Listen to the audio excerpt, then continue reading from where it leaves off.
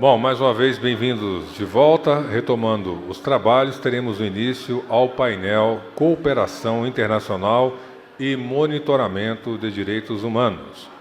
Para mediar esse painel, eu convido a defensora pública interamericana, doutora Daniela Jacques Brauner.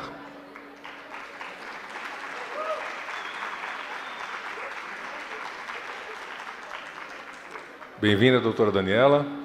Convido o palestrante para que suba ao palco, professor doutor Renato Zerbini Ribeiro Leão.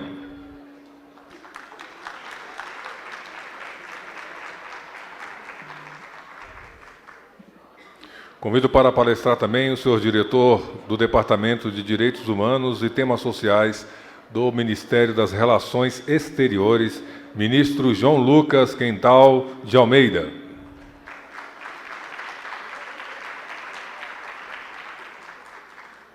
Doutor Renato, ministro João, sejam bem-vindos a esse painel.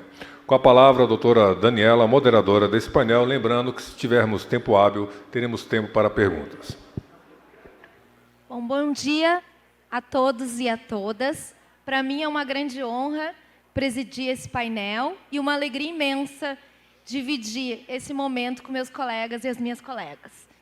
Eu vou dar início a esse painel denominado Cooperação Internacional e Monitoramento de Direitos Humanos, cuja presença nos honra nesse painel o Dr. Renato Zerbini Ribeiro Leão.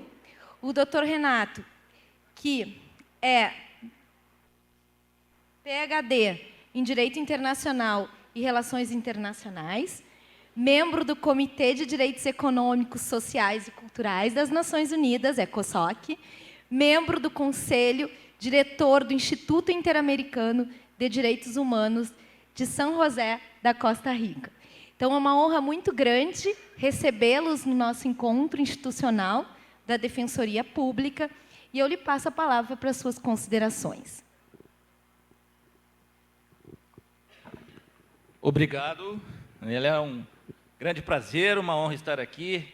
Eu, particularmente, valoro muito o trabalho da DPU, sempre gosto de estar com os defensores públicos. São os primeiros defensores das vítimas, né? Nessa relação tênue entre o direito interno e o direito internacional. O trabalho dos defensores públicos é essencial em prol das vítimas. Também uma alegria compartilhar essa mesa com meu querido amigo, o ministro João Lucas, com quem convivo há muito tempo. Primeiro, profissionalmente, o ministro João Lucas estava na nossa missão, na missão brasileira em Genebra, cuidando justamente dos órgãos de tratado de direitos humanos, a época em que estávamos no Comitê de Direitos Econômicos, Sociais e Culturais. E é justamente interessante porque aponta ao espírito dessa nossa participação nessa manhã.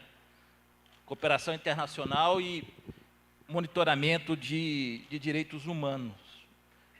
Até mesmo porque ambos, tanto a cooperação internacional quanto os direitos humanos, são dois princípios gerais de direito internacional público. Né? E muito mais do que princípios gerais, consubstanciam como uma outra fonte do direito internacional que é mais palpável para os Estados, a partir do momento em que ambos estão consagrados nos artigos 1 e 2 da Carta de São Francisco, que é a Carta das Nações Unidas.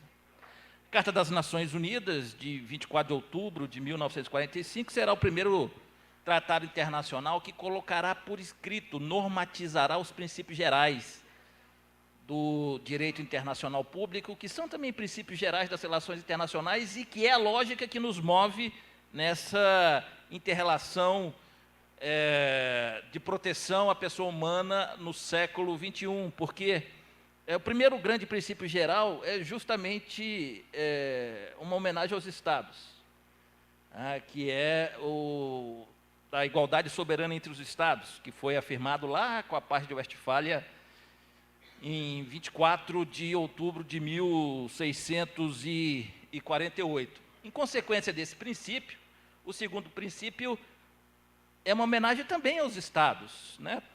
Que vai, inclusive, hoje em dia, no século XXI, fazer uma homenagem ao trabalho de vocês em prol da afirmação da dignidade humana, porque o segundo princípio geral é o da não interferência nos assuntos internos de outros Estados, vale dizer, a comunidade internacional não pode interferir nos Estados antes de que os próprios Estados decidam as suas questões, façam as suas questões. E desde a perspectiva dos direitos humanos, isso é um elemento vital na lógica da proteção, do regime de proteção atual, porque é onde os Estados acostumam mais centrar fogo para desconsiderar esse abraço internacional nas vítimas, à luz de algo, aqui fazendo uma homenagem também ao meu querido mentor, professor Antônio Augusto Cansado Trindade, que partiu, em consequência de sua grande tese de doutorado, a regra do esgotamento dos recursos internos, né?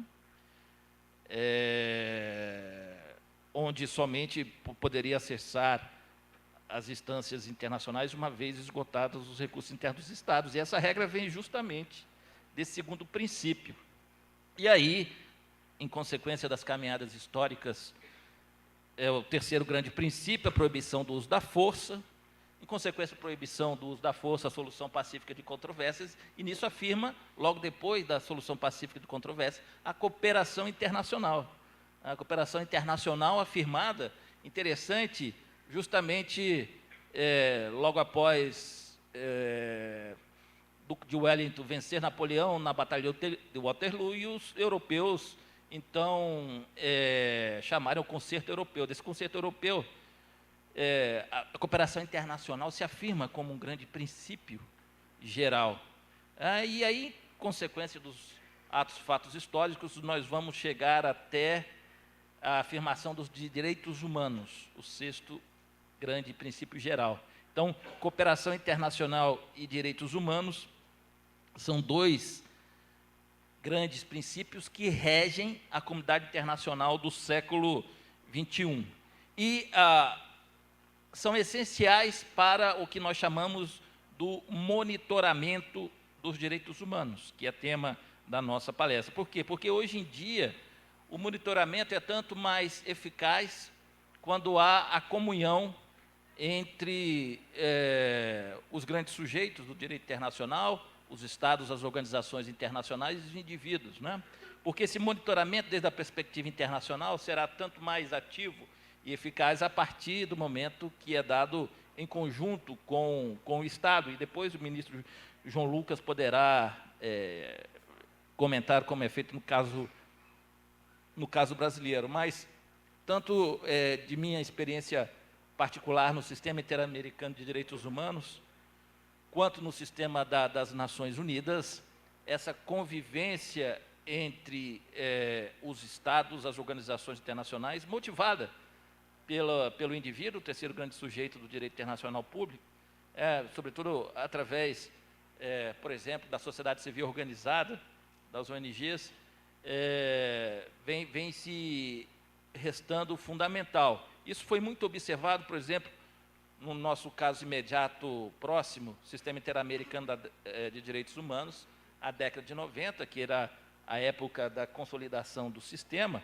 e, sobretudo, em consequência de que os órgãos de supervisão do Sistema Interamericano de Direitos Humanos, desde a perspectiva de regime, se bifurcam em dois. Um é a Comissão Interamericana de Direitos Humanos, né?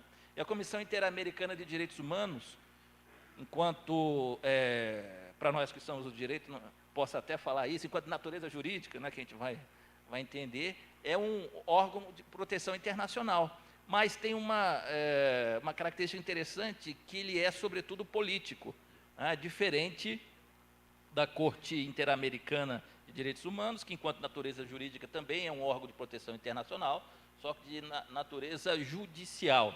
E, por exemplo, essas duas características elas são vitais quando de monitoramento de direitos humanos se trata. Porque monitorar direitos humanos sob guarda-chuva de um órgão de natureza política, como a Comissão Interamericana de Direitos Humanos, é diferente de monitorar direitos humanos de um órgão de natureza judicial, como é a Corte Interamericana de Direitos Humanos. Mas isso, por outro lado, desde a perspectiva da política real, daquilo que os alemães chamam de Realpolitik, não resta importância a nenhum dos dois. Por exemplo, a Comissão Interamericana de Direitos Humanos é um dos poucos órgãos internacionais a elaborar relatórios sobre a situação de direitos humanos na prisão de Guantánamo, por exemplo. E aí ilustra uma importância da Comissão Interamericana de Direitos Humanos, que eventualmente, quando elabora relatórios sobre as situações de grupos ou categorias específicas de direito no Brasil, pode e deve ter uma aproximação com a DPU. Por quê? Porque, por outro lado, a DPU sabe da realidade concreta das vítimas de violações, está em cada município, está em cada estado e também a nível federal. Talvez seja uma das instituições que, desde a perspectiva das vítimas, que seria a missão ou o dever ser de todo mundo que trabalha em direitos humanos, deve perceber e atuar.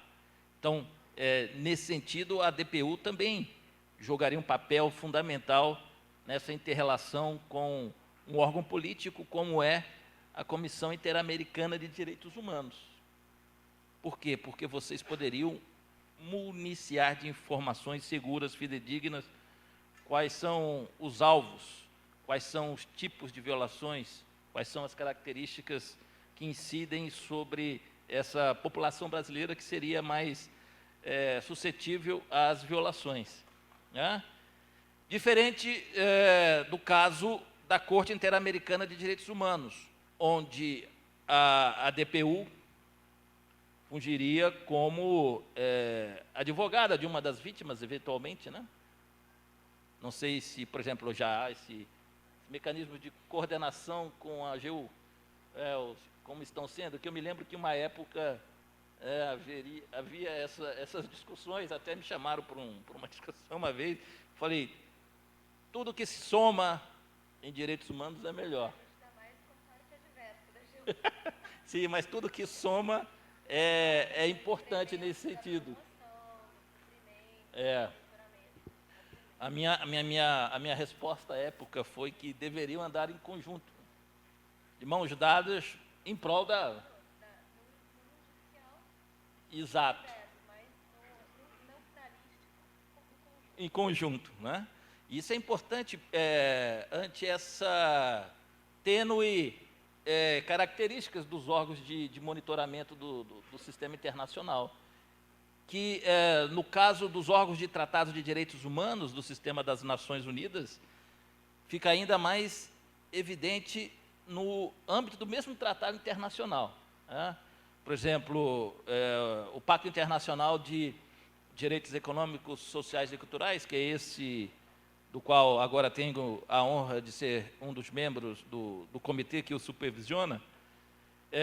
Para alguns países, o mecanismo de monitoramento do PIDESC, do Pacto Internacional de Direitos Econômicos, Sociais e Culturais, é através da elaboração dos relatórios.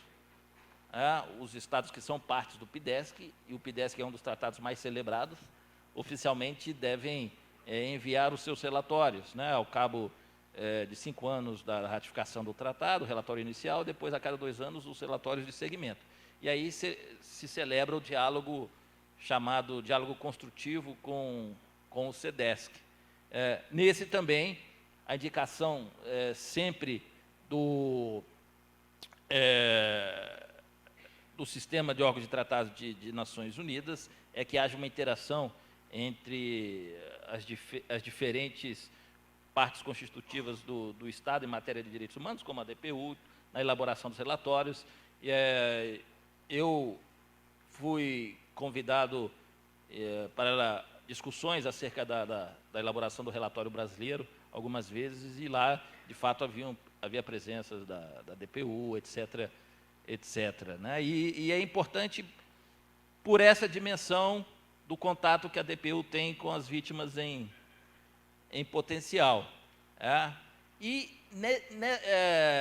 nesse mesmo marco dos órgãos de tratados de direitos humanos, alguns países, alguns estados, ademais de partes do PIDESC, são partes também no protocolo facultativo que permite a denúncia individual. Somente para esses países, aí o CDESC, o Comitê de Direitos Econômicos, Sociais e Culturais, vai falar, né, que vai poder dizer se o Estado violou ou não aquele artigo do PIDESC. E o PIDESC é um tratado internacional muito potente, né, porque vai tratar, por exemplo, artigo 3º da igualdade de direitos entre homens e mulheres, depois parte para a questão da autodeterminação, depois parte para a questão do direito ao trabalho, direito à sindicalização, manifestações, seguridade social, qualidade de vida, saúde, educação, transporte, moradia, até chegar no direito à cultura. O Brasil, ele é parte do tratado principal, do Pacto Internacional, mas ainda não o é no protocolo facultativo. Quer dizer, a DPU poderia também trabalhar nessas dimensões, que seria bastante interessante. E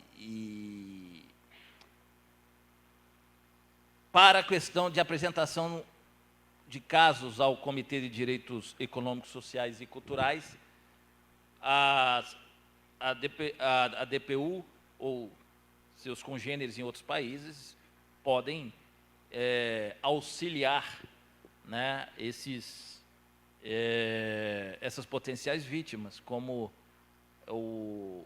a título de exemplo, a Espanha, né?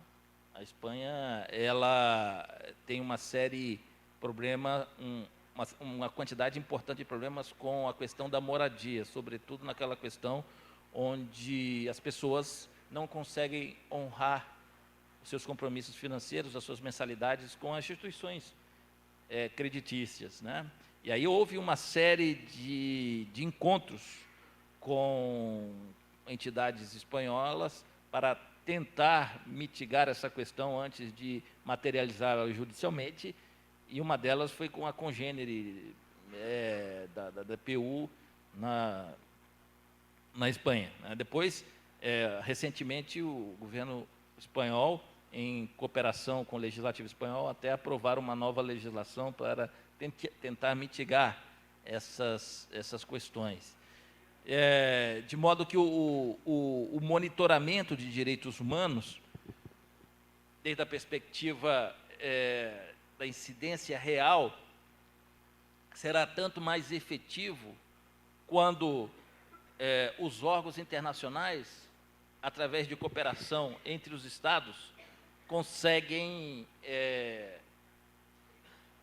convergir o seu trabalho em prol da defesa das vítimas, né? Eu até, Daniela, enviei um PowerPoint que eu ia colocar, mas depois podem compartilhar com os colegas, porque ali, por exemplo, nesse PowerPoint, tem os 10 pontos principais, desde a perspectiva das Nações Unidas, que ela elenca como sendo de prioridade absoluta nesse diálogo entre cooperação internacional e monitoramento de direitos humanos. A título de ilustração, o primeiro deles, uma preocupação candente, vem nessa seara da indivisibilidade dos direitos humanos, né? Porque ainda há uma argumentação severa por parte de muitos estados de que os chamados direitos econômicos, sociais e culturais desde a perspectiva do PIDESC, aqueles que comentávamos antes, seriam de responsabilidade progressiva. Portanto, os estados eles cumpririam dentro de suas possibilidades políticas e orçamentárias. Então, podemos imaginar, né, a argumentação que pode ser construída com relação à possibilidade orçamentária de se fornecer moradia digna e adequada para a população necessitada da Espanha, por exemplo, né, que é uma questão. Nisso, a perícia por exemplo, no caso brasileiro, de uma instituição como a DPU, será fundamental. Por quê? Porque a DPU ela estará ciente dessa demanda populacional e também terá acesso às informações e relatórios com relação à realidade da moradia no país. Tá? E a questão também, ela esbarra na sintonia entre os diferentes atores de Estado, né? Porque, desde a perspectiva do monitoramento de direitos humanos, por exemplo, no sistema das Nações Unidas, uma outra figura que existe é a dos relatores especiais. Então, nós temos relator especial para a alimentação, relator especial para migrantes, relator especial para moradia adequada. E esses relatores especiais somente visitam os países mediante um convite oficial daquele Estado, né? Então, quando nós conversamos com os Estados que estão socialmente na vanguarda, dizemos, né? Sobretudo são aqueles Estados da Europa nórdica, Dinamarca, Suécia, Noruega, há uma fina interação entre os congêneres DPU e, por exemplo, seus ministérios de Relações Exteriores, Ministério de Justiça, nesse sentido, em aras de convidar o relator especial, que pode ser importante, por exemplo, para se afirmar uma lei que vai beneficiar uma categoria, um grupo específico que vem sofrendo violações constantes de direitos humanos naquele país. Então, essa fina interação entre os atores dos diferentes poderes de Estado também é importante, porque uma outra perspectiva, desde a dimensão dos órgãos internacionais, de quem são os agentes de Estado, né? E, por exemplo, a DPU também seria, nessa perspectiva, agente de Estado, né? E esse convívio com o regime de proteção ele é importante até mesmo para qualificar o interesse do país em afirmar e proteger os direitos humanos. É bom sentir que um país possui, por exemplo, uma defensoria pública da União, cuja essência é sempre um olhar protetivo para o hipossuficiente, sobretudo em uma sociedade como a brasileira, marcada por desigualdades estruturais, históricas, racismo. Isso é essencial. E essa é uma outra dimensão que, desde a perspectiva do sistema de monitoramento de direitos humanos das Nações Unidas, se toma muito em consideração. É importante também destacar que, sobretudo os órgãos de tratados de direitos humanos, eles, sempre que elaboram as suas observações conclusivas, que é o documento oficial que se promove depois do diálogo construtivo com os Estados, sobretudo para países como o nosso, que não possui uma instituição com as características do Ombudsman, não, ou que viria a ser algo similar a... Eu até achei que é um outro debate entre a AGU e o DPU, né? Se uma ou outra poderia fazer às vezes do Ombudsman, né, ou da Associação Nacional de Direitos Humanos, conforme o monitoramento internacional prescreve. Esse, por exemplo, desde a perspectiva institucional brasileira, eu acho que é um debate importante e que deve ser travado com toda a sinceridade e os melhores desejos pelas instituições brasileiras. Por quê? Porque, apesar de tudo e apesar das argumentações, nós não temos no país ainda uma instituição aos moldes dos princípios de Paris, etc. e tal, que elevaria o Brasil a um grau importante de institucionalidade de monitoramento dos direitos humanos. E que a DPU ela reúne muitas condições para apoiar e contribuir à afirmação dessa nova instituição, que em alguns países são inclusive um colegiado, né? São inclusive um colegiado que é vital para o monitoramento de direitos humanos, marcado pela imparcialidade, neutralidade, e aí, enfim, teria que ser construída uma engenharia jurídica institucional para destacar essas características, a fim de que o Brasil possa finalmente ter uma instituição aos moldes do Acordo de Paris a respeito. Mas tudo indica que esse debate acerca de monitoramento de direitos humanos e cooperação internacional terá uma importância capital nos próximos anos, né? E, nesse sentido, importante esse seminário que está sendo realizado aqui, porque poderão ser detectados esses elementos que podem levar a contribuir a um fortalecimento desse monitoramento por parte das instituições brasileiras, que eu sinto que é uma preocupação de longa data por parte da DPU, né?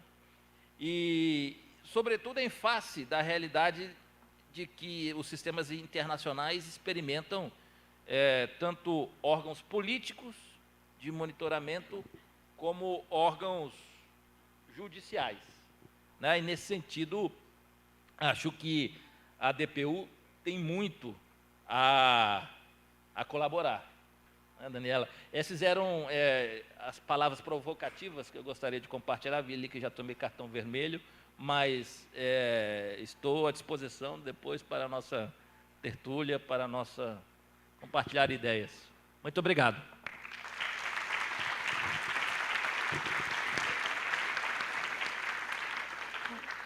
Nós que agradecemos a disponibilidade e a excelente palestra ministrada aqui, que trouxe desde os primórdios do direito internacional, com a Paz de Westfália, o princípio da igualdade dos Estados, trazer essa perspectiva que foi reafirmada por Rui Barbosa na Conferência da Paz em Haia, e depois, com a implementação das Nações Unidas, essa cooperação ela vai se voltar muito à promoção de direitos humanos.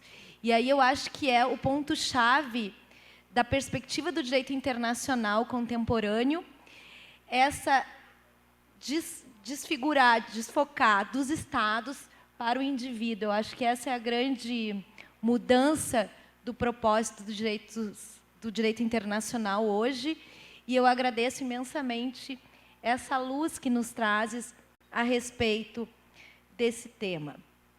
Bom, eu vou passar a palavra. Aqui só está depois esse monitoramento aqui, depois tem que trocar, porque está apitando aqui para nós. Bom, eu vou passar a palavra aqui para o nosso próximo expositor, o ministro João Lucas Quental Novaes de Almeida, que é atualmente diretor do Departamento de Direitos Humanos e membro do Ministério das Relações Exteriores, muito obrigada, do Brasil.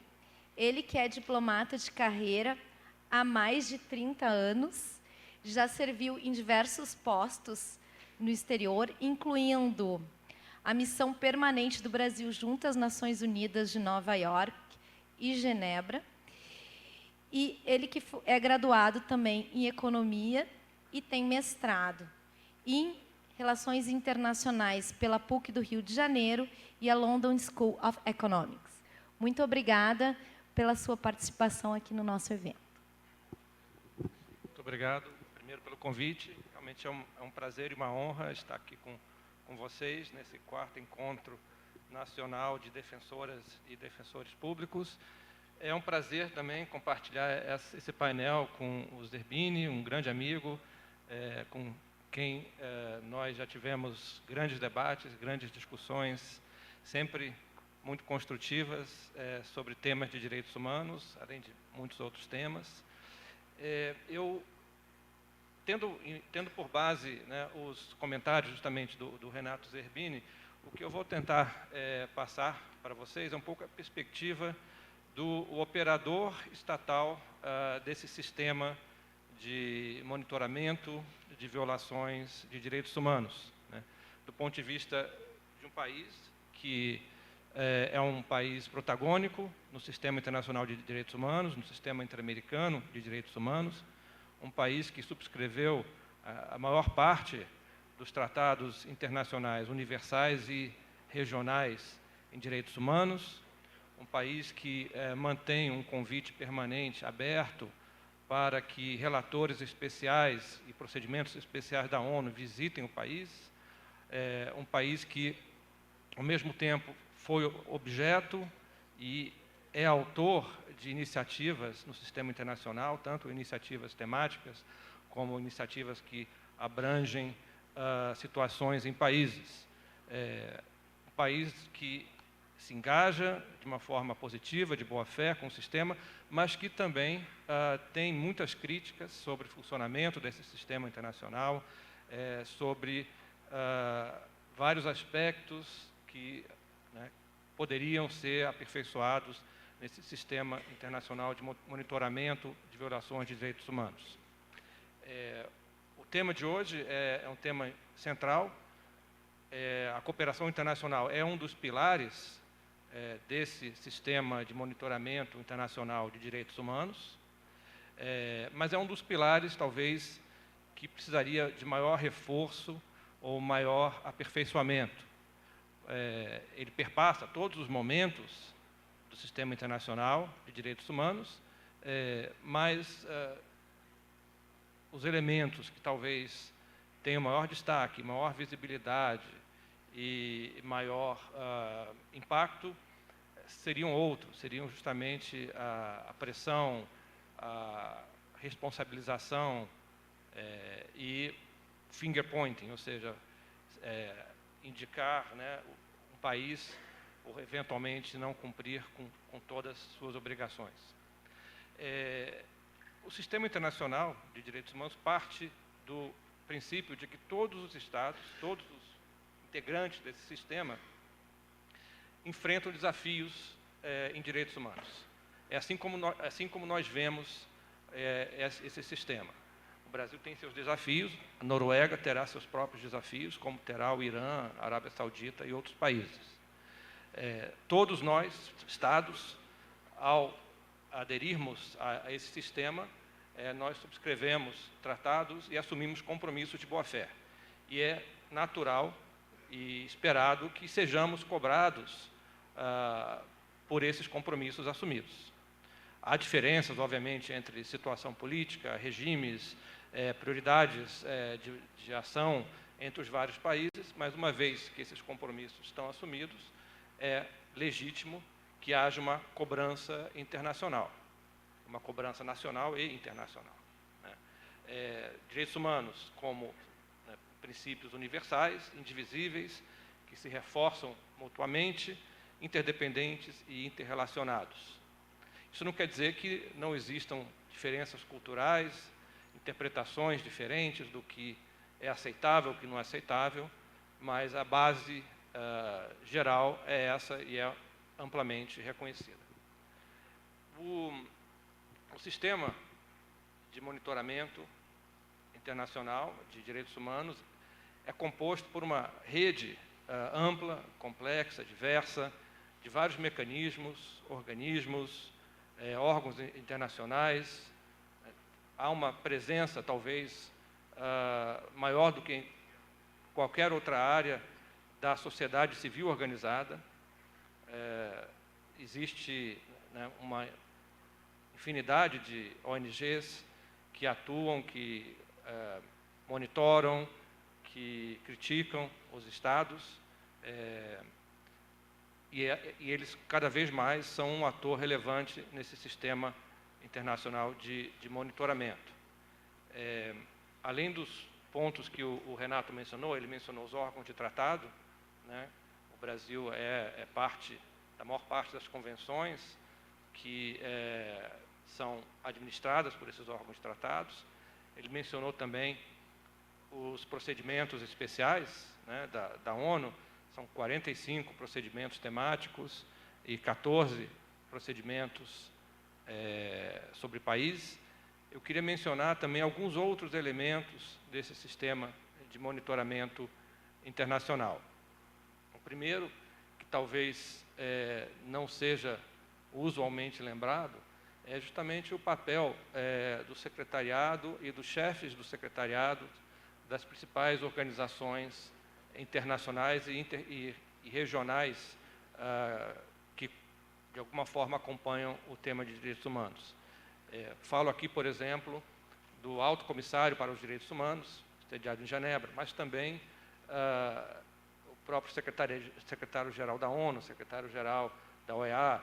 Todos eles têm uma função importante, né, para pautar a agenda internacional sobre temas de direitos humanos, indicar violações e chamar a atenção da comunidade internacional para determinadas questões. Isso é feito de uma forma discricionária, eles determinam, de acordo com as suas próprias prioridades, né, os temas e, eventualmente, países que vão ser objeto dessa atenção, mas é um dos elementos centrais e permanentes desse sistema de monitoramento de violações dos direitos humanos. Infelizmente, essas instâncias fazem muito pouco uso de instrumentos de cooperação no momento de buscar influenciar uma pauta ou chamar atenção para um assunto. A prática internacional é muito mais essa de uma forma seletiva e política, identificar temas, identificar países que estariam fora dos padrões considerados aceitáveis de direitos humanos. Mas é uma parte essencial, os secretariados das organizações internacionais. Da mesma forma, os próprios órgãos dessas organizações, por exemplo, a Assembleia Geral das Nações Unidas, o próprio Conselho de Direitos Humanos e as plenárias da OEA, elas têm uma função primordial. Por iniciativa dos Estados, podem ser apresentadas resoluções, projetos, pedidos de informação, justamente para também chamar a atenção da situação de algum Estado, identificar violações de direitos humanos e criar um contexto de pressão para que aqueles países, aqueles atores que eventualmente estejam atuando de uma forma contrária, possam corrigir as suas ações e mudar o seu comportamento. Nesse caso também, o que nós vemos é uma ampla seletividade, ou seja, nem todos os atores, nem todas as situações são objeto dessas iniciativas, né, no Conselho de Direitos Humanos, por exemplo. Nós vimos recentemente uma sessão especial sobre os direitos humanos no Irã, do qual o Brasil participou, discursou, apoiou. Certamente é uma situação que merece a atenção da comunidade internacional, certamente uma situação que deve ser acompanhada pelos organismos internacionais competentes, mas há outras, né, que não necessariamente recebem esse tipo de ação. E o elemento político, que o próprio Renato mencionou ao lembrar da atuação da Comissão Interamericana de Direitos Humanos, é omnipresente. A mesma ferramenta que pode ser usada para apoiar um país a implementar suas obrigações em direitos humanos, frequentemente também é utilizada para pressionar aquele país, que pode ser até que sim, enfrente desafios reais em direitos humanos, mas não é necessariamente a principal razão do acionamento daquela ferramenta naquele momento. Um outro ponto que eu queria comentar um pouco mais também, como o Renato mencionou, os procedimentos especiais, né? O Brasil tem esse convite permanente para receber procedimentos especiais. Os procedimentos variam muito em termos de mandato, em termos de abrangência. São indivíduos, podem ser comissões de inquérito, missões de verificação de fatos, podem ser temáticos, podem ser sobre países, e nos últimos anos eles têm aumentado muito em número e alcance. Nós cooperamos de uma forma bastante ampla e construtiva com esses mecanismos, com esses procedimentos especiais. O Brasil é um dos principais destinos desses mecanismos e procedimentos. E somos talvez um dos países mais, vamos dizer, populares em termos de interesse dos procedimentos especiais. Embora nós sejamos, de fato, um dos grandes destinos desses mecanismos, ou seja, das visitas desses mecanismos, ainda assim há uma fila enorme de algo como 15 mecanismos que têm interesse e expectativa de visitar o Brasil, né? Como também o Renato mencionou, são temas muito variados, desde, por exemplo, privacidade na era digital, passando por direito à alimentação, temas como direito à saúde, né? E o que seria talvez os mais proeminentes são os procedimentos especiais que tratam de situações em países. E aqui também se vê uma deficiência do sistema de monitoramento de direitos humanos.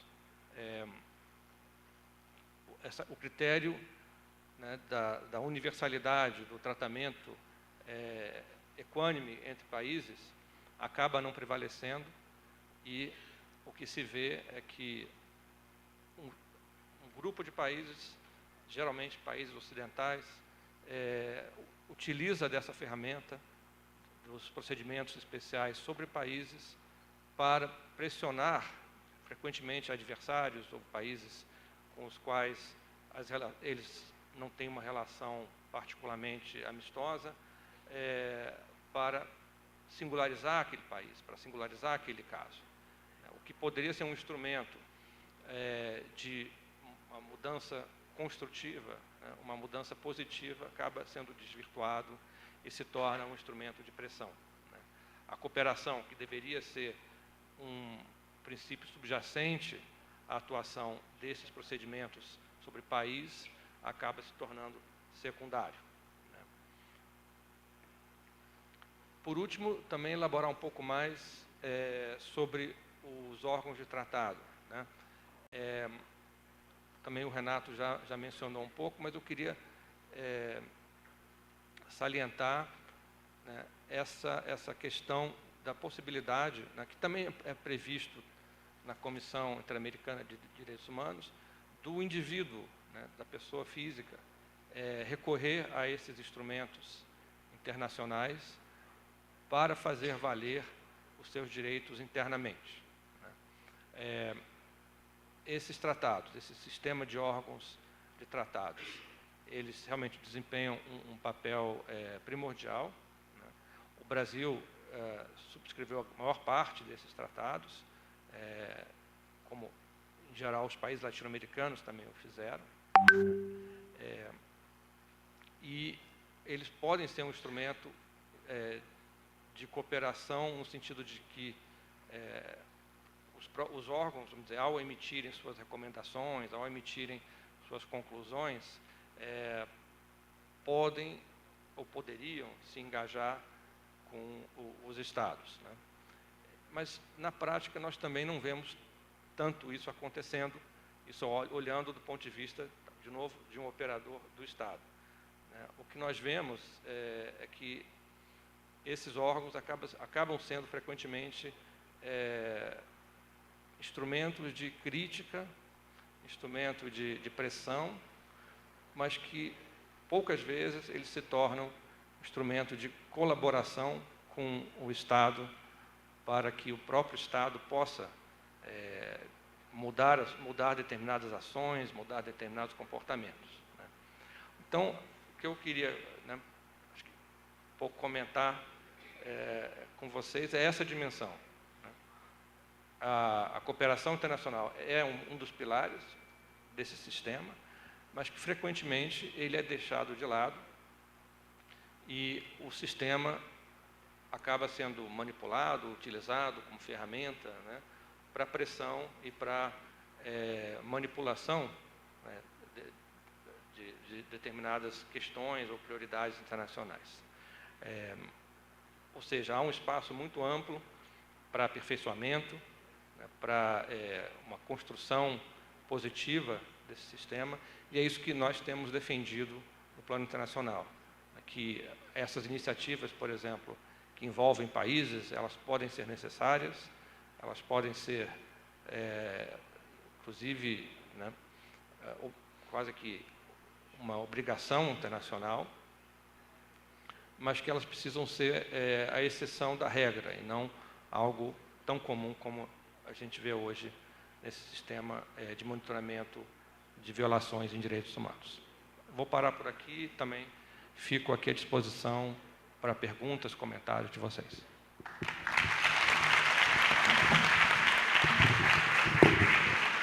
Muito obrigada pelas excelentes considerações. Nós vamos dar abertura agora para um debate. Queria saber da plateia se tem alguém que gostaria de fazer alguma consideração, alguma pergunta. Bom, então eu vou dar início a esse diálogo. Vou propor aqui 2 questões antes de encerrar para cada um dos palestrantes. Vou começar aqui pelo Dr. Renato, que é membro do ECOSOC, que falou sobre os direitos sociais, econômicos e culturais. Eu queria, desde essa perspectiva, ouvir do senhor como o senhor enxerga o futuro da implementação desses direitos e considerando que a Defensoria Pública da União trabalha diretamente com a implementação desses direitos sociais. Nós fazemos aqui muita litigância contra o Estado brasileiro para obter, eu ia dizer, benefícios sociais, mas muito mais do que isso, direitos sociais propriamente dito. E uma das questões trazidas pelo senhor é de que havia essa compreensão de que os direitos econômicos, sociais e culturais eles deveriam ser implementados progressivamente. Esse mesmo argumento, internamente, ele dá aso à ideia da reserva do possível. E eu queria ouvir do senhor qual é a perspectiva, já que o Brasil não faz parte do anexo, em relação à implementação como uma medida, como existe no Pacto dos Direitos Individuais, né, como existe o comitê e existe no PDESC também, e o Brasil não faz parte desse monitoramento específico. Então, eu queria ouvir do senhor qual é esse futuro e como a Defensoria Pública pode cooperar nessa implementação dos direitos humanos. Obrigado. Realmente essa é uma pergunta, uma indagação que está no âmbito dos corredores dos membros dos comitês. É bastante interessante, sobretudo desde essa dimensão dos direitos econômicos, sociais e culturais, e conectada muito acertadamente, no caso brasileiro, com o debate em torno da reserva do possível, né? À luz dessa dimensão do mínimo existencial que tanto vivenciamos no nosso ordenamento jurídico. A questão do que nós chamamos tecnicamente, no direito internacional, do desfrute, o gozo dos direitos econômicos, sociais e culturais, cada vez mais, não há nenhuma dúvida, por parte dos colegas provenientes das diferentes culturas, dos diferentes países, está diretamente vinculada a vencer o drama, por exemplo, da desigualdade social.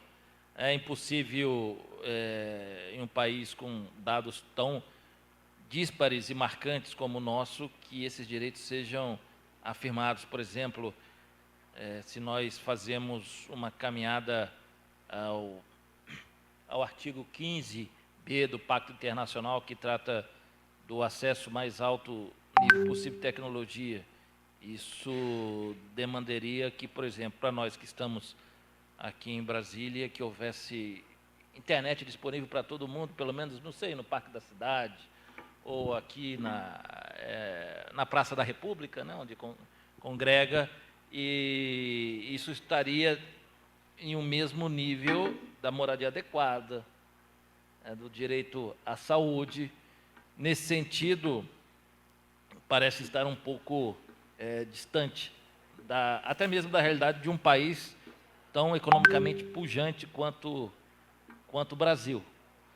Mas, por outro lado, há também estratégias que devem estar sendo traçadas, conectando com a inquietação acerca da reserva do possível. Em consequência daquilo que falava a indivisibilidade dos direitos humanos, né? Toda essa questão acerca da exigibilidade direta dos direitos econômicos, sociais e culturais, que seriam tão exigíveis quanto os chamados direitos civis e políticos, para nós uma matéria pacífica. Os direitos econômicos, sociais e culturais são tão exigíveis quanto os direitos civis e políticos. Nesse sentido, argumentações como, ainda que construídas como a reserva do possível, sempre estaria obrando em prol da argumentação de estados que não conseguem alcançar essa dimensão.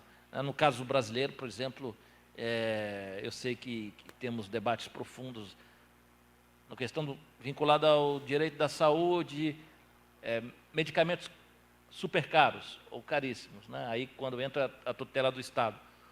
Ou até mesmo algo que é muito sensível atualmente, que é a vinculação do conceito de vida digna com o meio ambiente, em consequência do tipo de cultura agropecuária brasileira. É algo que já vem entrando também nessa seara da reserva do possível. De modo que ponderações que dificultam ainda mais essa dimensão da exigibilidade direta dos direitos econômicos, sociais e culturais, e, por outro lado, prestigiam justamente essa possibilidade da reserva do possível, né? Mas o fato é que não há como tratar essa afirmação diretamente exigível com graus de desigualdades econômicas e sociais tão acentuados como os nossos. Então, em grande medida, estariam conspirando as dimensões não só jurídicas, como também econômicas em prol da afirmação da dignidade humana. Por isso que essa dimensão política e jurídica também são importantes.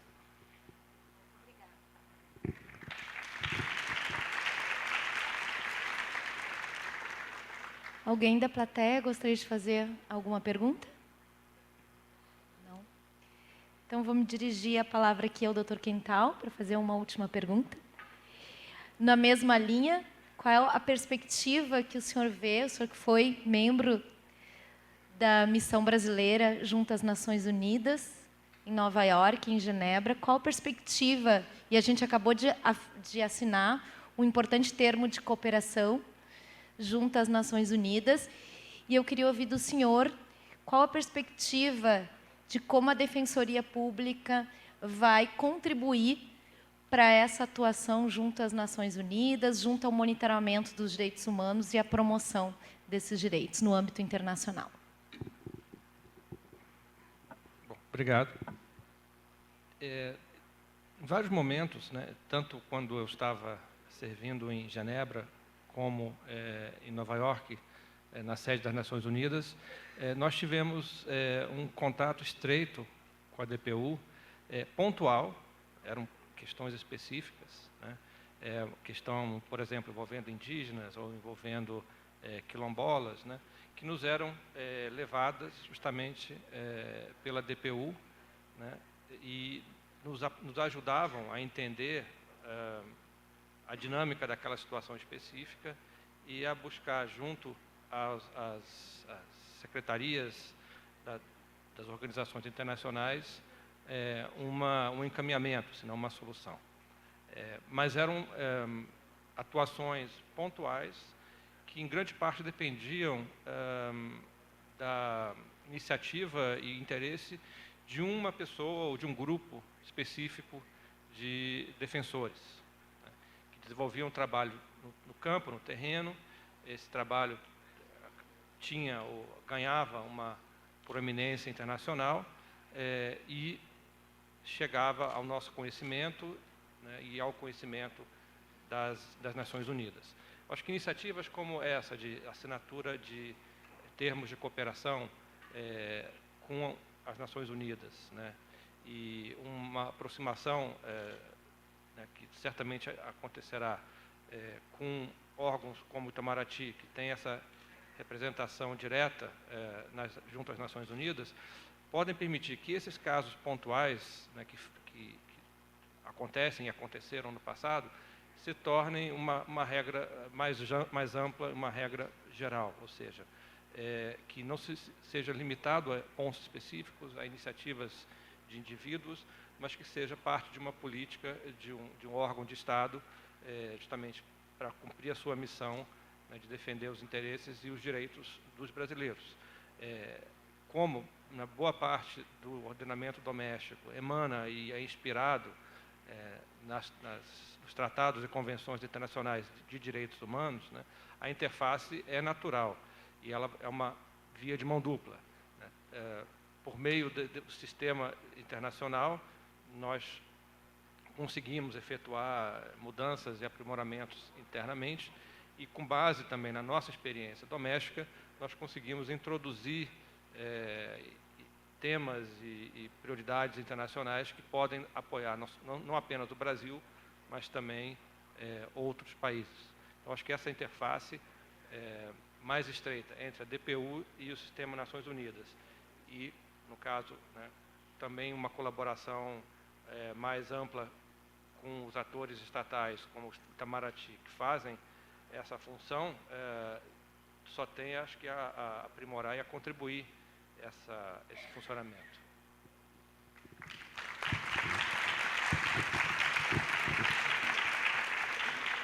Bom, muito obrigada pelas considerações. Agradeço a ambos palestrantes por estarem aqui presentes conosco nesse importante evento da Defensoria Pública. Declaro encerrado, então, esse nosso painel e os trabalhos pela manhã retornamos às 14h.